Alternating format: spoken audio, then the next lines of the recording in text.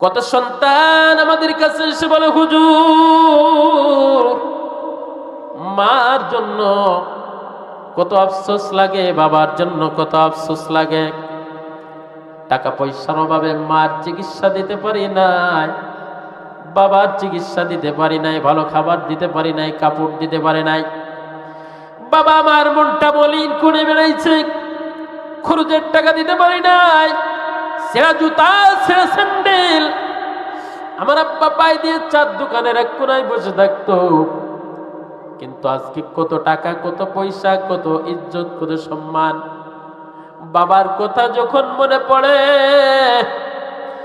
মার কথা যখন মনে পড়ে, হুজুর পৃথিবীর কোনো কিছুই তো ভালো লাগে না।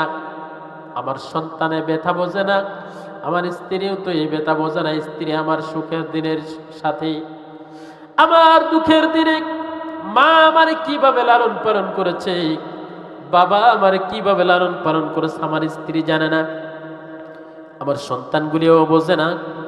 এর জন্য আমার স্ত্রী সন্তানের আড়ালে যখন নিরিবিলি হই, তখন আমি মার চিন্তা করি, বাবার চিন্তা করি, কোন কাজ করলে বাবা মা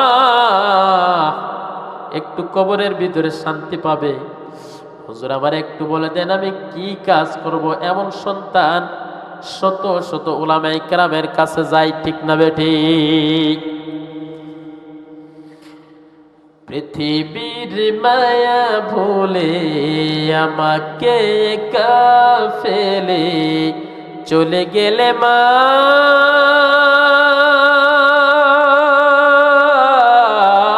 গো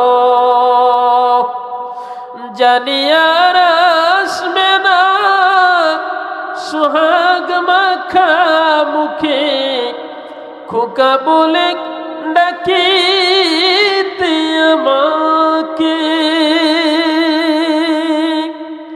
হে দয়াময় জান্নাত দিও আমার মাকে।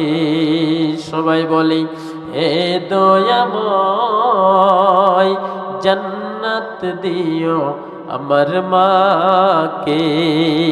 কষ্ট করিয়া মা গর্বে ধরিয়া,